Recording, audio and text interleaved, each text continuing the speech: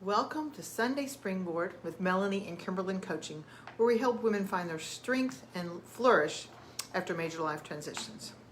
Today we're continuing our study on the mental influencers, and it wants me to share, but I'm not going to share. Sorry about that. We're continuing our study on the influencers, and we're continuing the mental influencers. We did part 1 last time. We're doing part 2 today. So mental, remember we were talking about when you have a foggy brain, when you can't focus, when you're having anxiety or tension, and you just having trouble concentrate on what you're doing, and that this is because of the mental influencers are not optimum. We talked about mental influencers has to do with your brain, talking about how your brain is functioning, talking about brain power. Last week we talked about alertness, attention, focus and concentration, memory, intuition, creativity, and clarity. This week we're going to finish up with talking about the desired degree of mental stimulation, how hard or easy something is, mental clutter, centering, and making the mental influencers work for you. Each of these areas or factors can enhance your energy and performance, or they can detract from it. Once you become aware of which ones are helping you and which ones are hurting you and in what areas they're affecting you poorly, then you can make changes so that you can move into having the factors be more optimum for you. So first, let's talk about desired degree of mental stimulation. Like I said, how hard is it? How easy is it? If something is too hard for you, it's too challenging, you're not going to be that engaged. You've probably experienced this. You're trying to do something, it just won't work. It's too hard for you, and you don't end up being very engaged in it because it's like, what's the use? I can't do it anyway. So when a task is too hard, too challenging, that keeps you from being able to be engaged in it. The same way on the other side, if it's too easy for you, it's boring, you're not enjoying it, you're just doing it, but it's not challenging your brain. Our brains do like to be challenged, but they like to be challenged to a degree that if I put out some effort, then I can accomplish this task. So if the task that you're trying to do is too easy, you're also not going to be engaged in it. Here's a little exercise to try. So step 1, make a list of activities that you need to do. Maybe to do with a transition, maybe to do with a job, maybe something at work. Something at home. So make your list and then go back through and put a C beside the things that you need to do that are too challenging. Then go back through and put an E beside the things that are too easy. Go back through and then put a star beside the ones that seem like they're just the right degree of challenging for you. Then look at those and see if you can find any commonalities in the ones that are just right for you. Ideally, we are able to stick with the ones that are just right for you. Obviously, in real life, sometimes we have to do things that are too hard. Sometimes we have to do things that are too easy. But if you're aware of those, sometimes you can make some changes on which things, maybe there's some things that instead of doing it, you pay someone else to do it. There's just different things that you can do once you become aware. So then let's talk about mental clutter.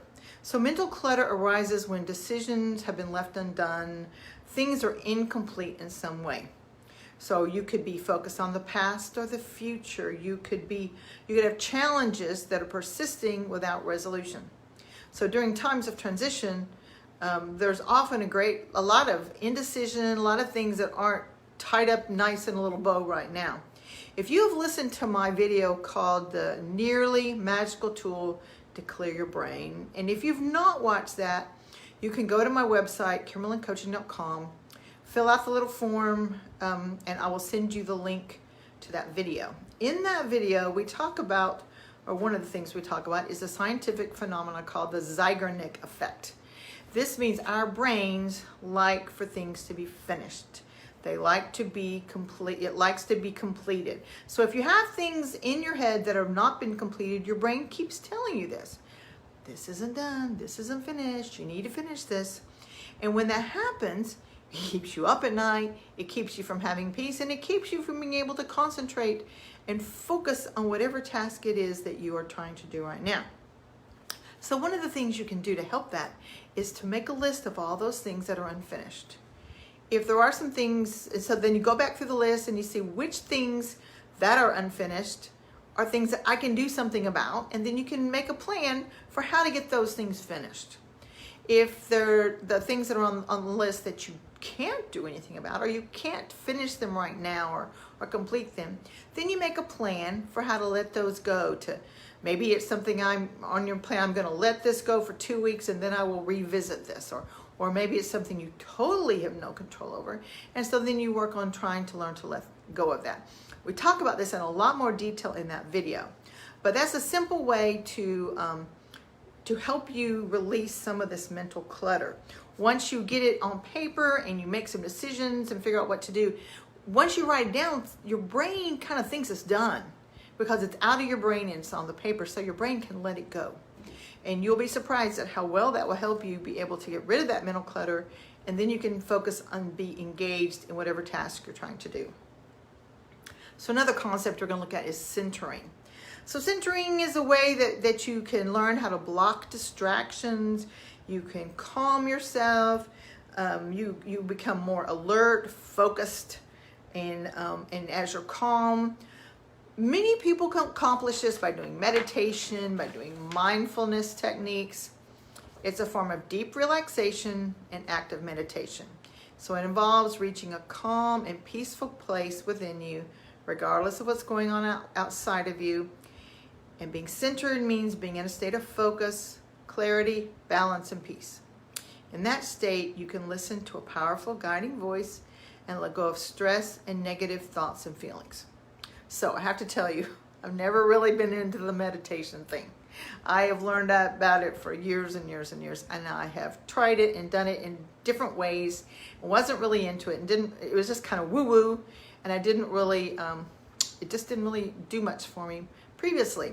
But the things I've been studying lately, I've been taking some classes and studying some things about the brain, and these studies are saying that when you do the centering, when you do the meditation, it's not just to calm yourself or whatever, it actually tells your brain to work in a more powerful way. So, wow, okay, so when I was working on all the content that I was working on for my challenge, I would have to work all day long on Saturdays, and I mean, I really killed myself. And so one afternoon, my brain was just fried. I had just worked so long and so hard, I couldn't even think anymore. I didn't want to work anymore, but I still really needed to put in a couple more hours of work. And I thought, I think I'm going to try this meditation thing.